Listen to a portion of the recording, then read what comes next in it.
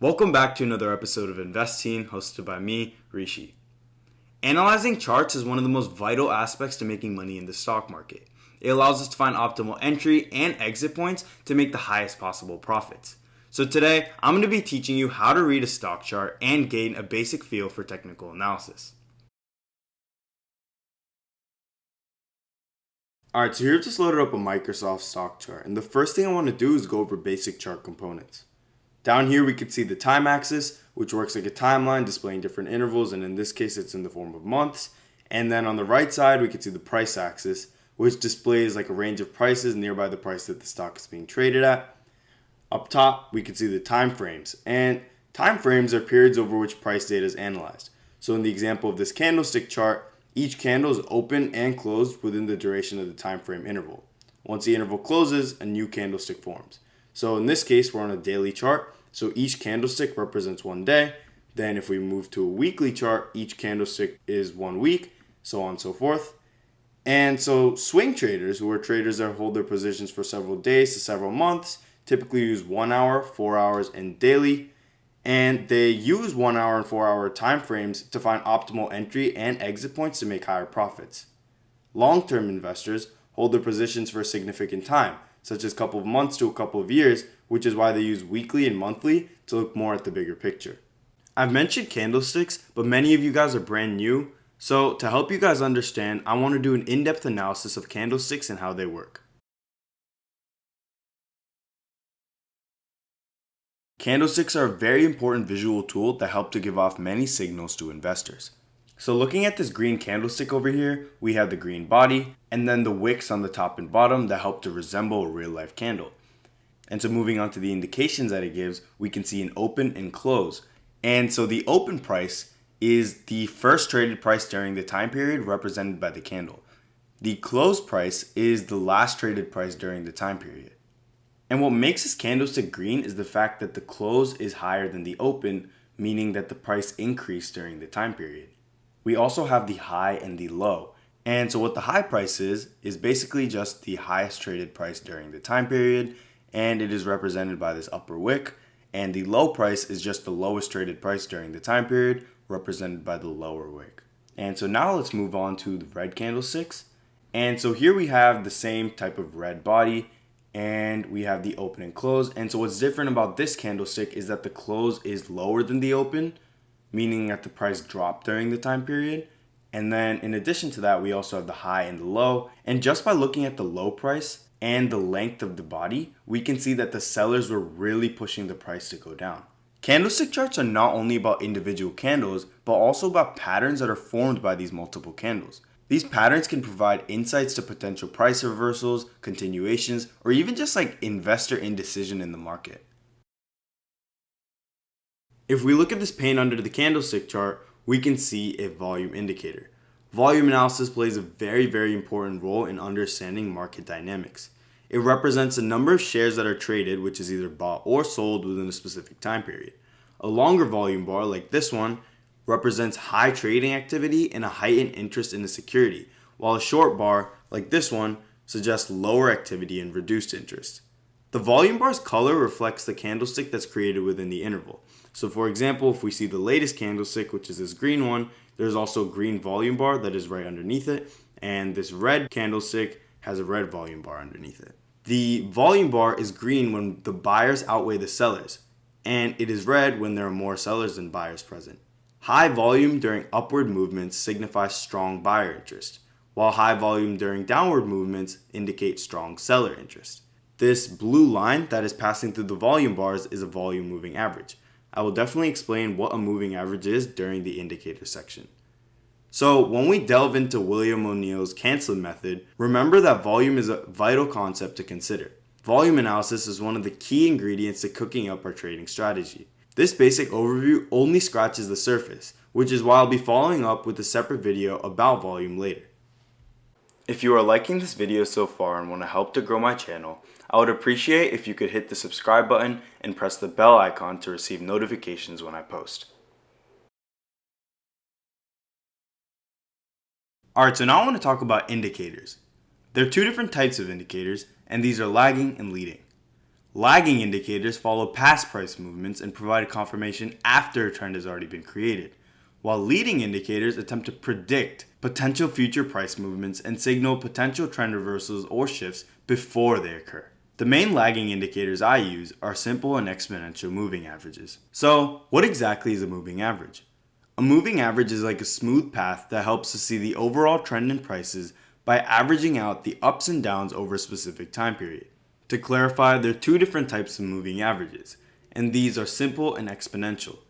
Simple moving averages take the average of a set number of previous closing prices, with each data point having an equal weightage in the calculation. Exponential moving averages puts more weightage on recent prices, adding emphasis to recent price changes. The phrase simple moving average is abbreviated as SMA, and the phrase exponential moving average is abbreviated as EMA. Alright, for example, let's say I added a 20 SMA on this daily time frame. So let's add a 20 SMA. And so what this does is over the last 20 days, so starting at this candle going all the way to this little candle over here, it takes the average closing price of all those days and plots that as one point, so on and so forth, and it connects those dots to create more of a smoothed outline so it doesn't have all these fluctuations. Like here it rises, but then here it falls. And the prices continuously tend to move upward and downward in steep paths, like as we can see here, here, and here. But the line is able to smooth this out with more rounder curves from which we can see this trend. Alright, so we still have this SMA on, and you may be wondering what the purpose of the EMA is. So let's switch to a shorter time frame, like 10 minutes for example. And if we turn on this EMA side by side next to the SMA, we can see that it's more reactive. And so the EMA is actually the white line. And we can see that it reacts more to these recent price changes. And that brings me to the topic of when to use each moving average. And in my opinion, and in my trading strategy, I use the SMA in longer time frames like daily, weekly, and monthly because it is able to clearly smoothen out all the noise and show long-term trends. And EMAs are just better for shorter time frames. Like if we go back to 15 minutes and we turn this EMA on, we can see that it captures these short-term fluctuations with just a greater sensitivity.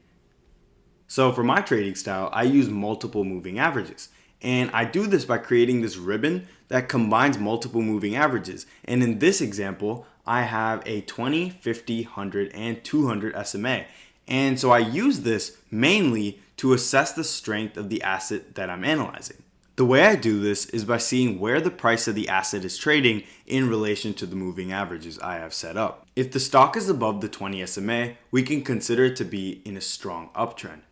If it is beneath the 20 and above the 50 SMA, we can consider this to be in more of a moderate uptrend. If the price falls below the 50 SMA and is above the 200 SMA, we would consider this a weaker uptrend. However, if the price falls beneath the 200 SMA, no uptrend remains and now the asset is in a decline. In this specific example, we can see that the price of Microsoft has fallen beneath the 20 SMA and also beneath the 50 SMA, meaning that Microsoft is now in a weak uptrend. There are two different technical chart patterns that are commonly associated with moving averages that I want to go over today.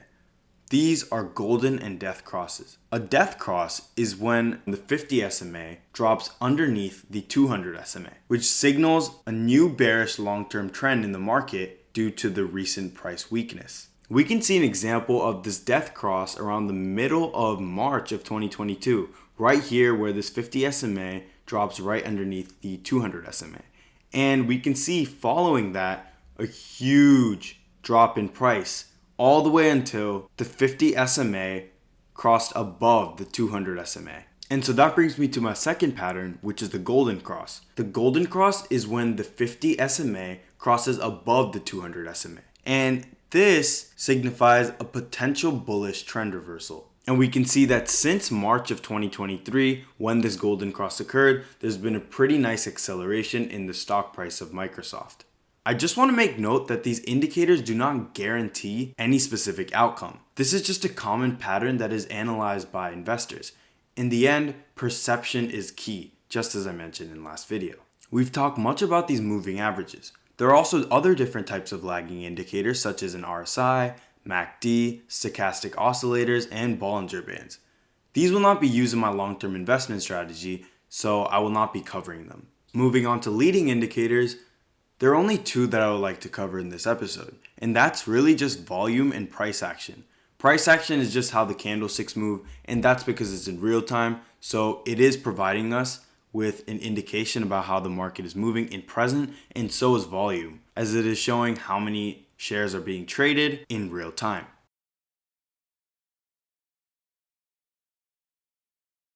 In the last video, we discussed what factors affect the stock market. One of these factors were major global events that affect the economy. To put this into perspective, I want to show you 5 different major events that caused a change in the stock price of Microsoft. Let's start off during 1999 during the dot-com bubble, which was an event that took a large toll on Microsoft's share price, causing it to drop around $35. For the next couple years, the price moved sideways within a tight range until 2007 to 2008, where the global financial crisis took place.